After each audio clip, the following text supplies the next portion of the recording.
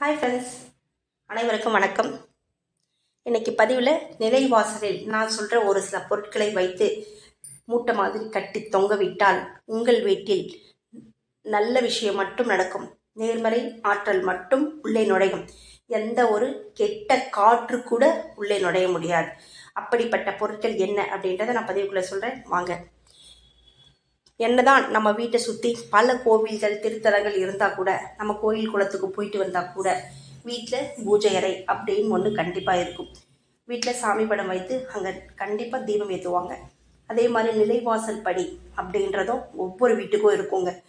அந்த நிலைவாசல் படியில் தான் நம்ம வீட்டு தெய்வங்கள் வந்து தங்கியிருப்பாங்க. ஏன்னா அவங்க வந்து நம்ம வீட்டுக்குள்ளே நல்ல ஆற்றலை மட்டும்தான் உள்ளே அனுப்புவாங்க. கெட்ட ஆற்றலை, இந்த மாதிரி கெட்ட காற்று இதெல்லாம் உள்ளவே அலோவ் பண்ண மாட்டாங்க. அப்படி இருக்கும் பொழுது நம்மளோட நிலைவாசல் படியும் சரி, நம்மளுடைய பூஜை ரூமும் சரி எப்போ மங்களகரமானதாக இருக்கணுங்க.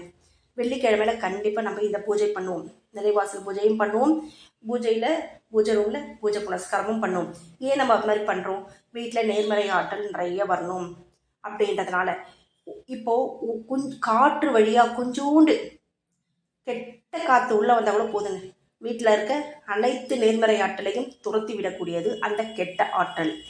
அதனால் அந்த கெட்ட ஆற்றல் கொண்ட அந்த காற்று கூட நம்ம வீட்டில் வரக்கூடாது அப்படின்னா இந்த முடிச்ச நீங்கள் வீட்டோட தலைவாசல் இருக்கு இல்லையா, தலைவாசலுக்கு வலது பக்கம் நீங்கள் கட்டி தொங்க விடணும்.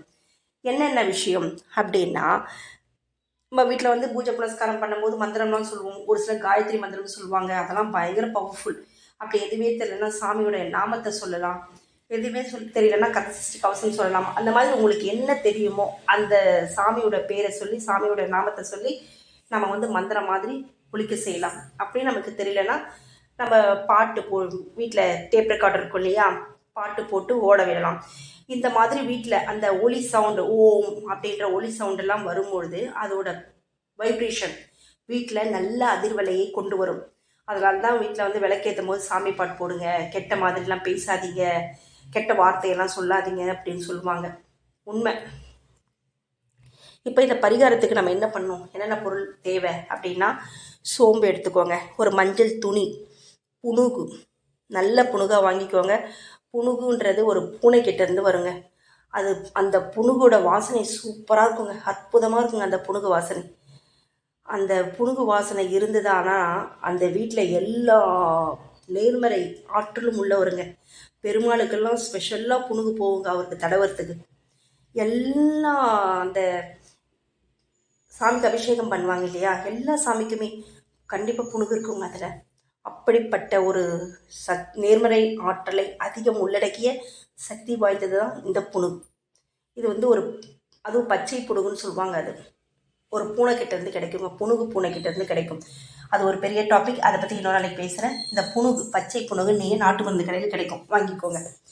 பச்சை புணுகு, ஒரு மஞ்சள் துணி, அதுக்கப்புறம் பச்சை கற்பூரம், அதுவும் நாட்டு மருந்து கடையிலே கிடைக்கும். நல்ல பெரிய கட்டியாக இருந்தால் கூட பரவாயில்ல, வாங்கிக்கோங்க. அதுக்கப்புறம் சோம்பு, ஏலக்காய், இவ்வளோ தாங்க தேவையான பொருள். இதை என்ன பண்ணுங்கள், நல்ல எப்படி சொல்கிறது, பச்சை கற்பூரம் குட்டி குட்டியாக, அதாவது தடியாக இருக்கும், நிறையவே கட்டுங்க, ஒன்றும் பிரச்சனை இல்லை, நல்லா வாசனையாக இருக்கும். சோம்பு கொஞ்சம் நிறையவே போட்டுக்கோங்க. ஏலக்காய் கூட ஒரு 5-6 அந்த மாதிரி போட்டுக்கோங்க. போட்டுட்டு, ஏன்னா வாசனை வரணும், அந்த நிலைவாசல் படியாட்ட இந்த வாசனை வரணும். மஞ்சள் துணியில் என்னென்ன போடணுன்னா, புணுகு கொஞ்சம் தடவிக்கோங்க, வாசனையாக இருக்கும், கொஞ்சம் எடுத்து தடவிக்கோங்க அந்த பச்சை புணுகு. அந்த துணி ஃபுல்லாக ஸ்ப்ரெட் பண்ணி விட்டுடுங்க. அதில் சோம்பு, பச்சை கற்பூரம், ஏலக்காய், இதை எல்லாத்தையும் உங்களுக்கு எத்தனை வேணுமோ வச்சுக்கோங்க. மினிமம் 2க்கு மேலே நீங்கள் எவ்வளோ வேணால் வைக்கலாம். அதேமாதிரி பச்சை கருப்பமும் எத்தனை துண்டு வேணால் வைக்கலாம். வச்சுட்டு மூட்டை மாதிரி கட்டிக்கோங்க. கட்டிட்டு நீங்கள் என்ன பண்ணுறீங்க, உங்கள் தெய்வத்தை வேண்டிட்டு, உங்கள் குல தெய்வத்தை வேண்டிட்டு எடுத்துகிட்டு போயிட்டு நிலைவாசல் படியில் வடக்கு, அதாவது வலது பக்கமாக, உங்களுடைய எந்த பக்கம், வடக்கு பக்கம் திசையில் இருக்கட்டும் வாசல்படி, இல்லை எந்த டைரக்ஷனில் வேணால் உங்களோட நிலைவாசல் இருக்கட்டும், அந்த நிலைவாசலுக்கு வலது பக்கத்தில் நீங்கள் வந்து இந்த மூட்டையை கட்டி தொங்க விடணுங்க. இந்த மஞ்சள் கலர் துணியில் கட்டின மூட்டையை கட்டி தொங்க விடணும். இந்த மாதிரி நீங்கள் இதை வந்து நிலைவாசலுக்கு உள்பக்கம் கட்டுவது, அப்படி இல்லைன்னா வெளிப்பக்கம் வைத்து கட்டுவது, எதுவாக இருந்தாலும் சரி உங்கள் இஷ்டத்துக்கு நீங்கள் கட்டிக்கொள்ளலாம். மொத்தத்தில் அந்த நிலைவாசல் படியான இந்த வாசனை வரணுங்க. அதுதான் முக்கியம். இந்த மாதிரி நீங்கள் வெளிப்பக்கம் கட்டினாலும் சரி, இல்லை உள்பக்கம் கட்டினாலும் சரி, ஆனால் அந்த நிலைவாசலுக்கு வலது பக்கத்தில் இருக்க மாதிரி பார்த்துக்கோங்க. கட்டிட்டு நீங்கள் போகும்போது வரும்பொழுதெல்லாம் நீங்கள் ஊதுபத்தி காமிப்பீங்க இல்லையா நிலைவாசலுக்கு, அப்போது அந்த மூட்டைக்கும் ஒரு அந்த ஊதுபத்தி காமிச்சிடுங்க. இந்த மாதிரி நிலைவாசல் காமிக்கும் பொழுது அந்த மூட்டைக்கும் சேர்த்து காமிக்க வேண்டும். இது எப்போ மாற்றணும் அப்படின்னீங்கன்னா, உங்களுக்கே அந்த ஸ்மெல் போயிடும். கொஞ்ச நாள் ஆனாலே போயிடும். அது காற்று தானே, காற்றுல அந்த நல்ல ஸ்மெல் வரும். அந்த பச்சை கருப்புலாம் ஆட்டோமேட்டிக்காக கரைஞ்சிடும். அந்த சோம்பு வாசனைலாம் போயிடும். புணுகு வாசனையும் கொஞ்ச நாள் போயிடும். அப்போ நீங்கள் என்ன பண்ணுங்கள், மறுபடியும் இதே மாதிரி ரீஃப்ரெஷ் பண்ணிக்கோங்க. அதே துணி கூட இருக்கட்டும், வாஷ் பண்ணிவிட்டு நீங்கள் மறுபடியும் அதில் நிறைய புணுகு தருவாங்க. வாசனையாக இருக்குங்க புணுகு. அதுக்கப்புறம் சோம்பு புதுசாக எல்லாத்தையுமே புதுசாக மாற்றுங்க. இதை கால்படாத இடத்துல இந்த ஏலக்காய் சோம்பெல்லாம் நீங்கள் அதில் போட்டுடுங்க. புணுகெல்லாம் கரைஞ்சி காற்று காணாம போயிடும். பச்சை கருப்பும் கரைஞ்சி போயிடும். ஸோ அந்த சோம்பையும் அந்த ஏலக்காவையும் ஏதாச்சும் கால்படாத இடத்துல போட்டுடுங்க. போட்டுட்டு மறுபடியும் இதே மாதிரி நீங்கள் அந்த முடிச்சு மாதிரி போட்டு வாசலின் வலது பக்கத்தில் கட்டுவது உங்களுக்கு சிறப்பான பலனை மட்டுமல்ல, அதோட அதாவது நல்ல ஒரு தாக்கத்தை, நல்ல ஒரு பாசிட்டிவ் வைப்ரேஷனை கொடுக்கக்கூடிய ஆற்றல் வாய்ந்தது இந்த பரிகாரம். இப்படி இந்த முடிச்ச நிலைவாசலை கட்டும் பொழுது இந்த முடிச்சுக்குள் இருந்து வரும் வாசனை இருக்குது பார்த்தீங்களா, உங்கள் வீட்டிற்குள் எந்த விதமான கெட்ட சக்தியையும் நுழையாத வண்ணம் பாதுகாக்கும். அதைவிட உங்கள் வீட்டில் கெட்ட காற்று கூட நுழைய முடியாதபடிக்கு சேஃப்கார்டாக ஒரு செக்யூரிட்டி மாதிரி இந்த நீங்கள் பண்ண பரிகாரம் வேலை செய்யும். அந்த மூட்டையில் இருக்க அந்த பொருட்கள் எல்லாமே சக்தி வாய்ந்த பொருட்கள். நீங்கள் தாராளமாக கட்டலாம் இதை.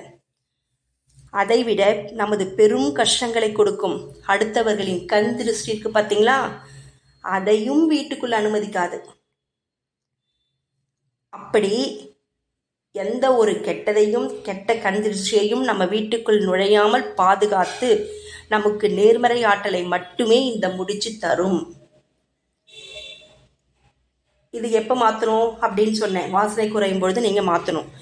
இதே மாதிரி இதுக்கு காலை மாலை நீங்கள் பூஜை செய்யும் போது ஒரு ஊதுபத்தி காமிங்க. அதே மாதிரி திருவுருவ படங்களுக்கு காமிக்கும் போதும் இந்த முடிச்சுக்கும் ஒரு ஊதுபத்தி காமிங்க. இதுலேருந்து வரக்கூடிய நல்ல வாசனை உங்களுக்கே தெரியும். போகும்போது அப்படி வாசனைகள் கிராஸ் பண்ணும்போது உங்களுக்கு அந்த ஸ்மெல் வரும். உப்புன்னு வருங்க ஸ்மெல், நல்லாயிருக்கும் அந்த ஸ்மெல். அந்த காற்று வரும்போது செம்மையாக இருக்கும் அந்த ஸ்மெல். அந்த ஸ்மெல் குறையும் பொழுது நீங்கள் இப்போ நான் சொன்னேன் இல்லைங்களா, அதே மாதிரி வேறு புதுசாக மாற்றிடுங்க. இந்த மாதிரி பண்ணிங்கன்னா உங்கள் வீட்டில் உடனடியாக ஒரு லக்ஷ்மி கடாட்சம் உண்டாகிவிடும்.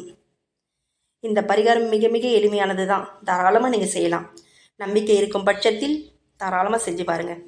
விஷயம் கடுகளவாக இருந்தால் கூட மலையளவு கடலளவு இதோட வேகம் விஷயங்கள்லாம் பயங்கரமாக இருக்குங்க.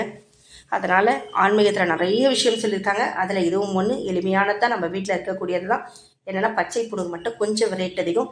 நீங்கள் அதை மட்டும் நாட்டு மருந்து கடையில் ஒரிஜினலாக பார்த்து வாங்கிக்கோங்க. அதுதான் பயங்கர பவர். நீங்கள் செஞ்சு பாருங்கள். நான் சொல்கிறத விட நீங்களே எனக்கு ஃபீட்பேக் தருவீங்க. பதிவு பிடிச்சிருந்தா லைக் ஷேர் பண்ணுங்கள். தேங்க்ஸ் ஃபார் வாட்சிங்.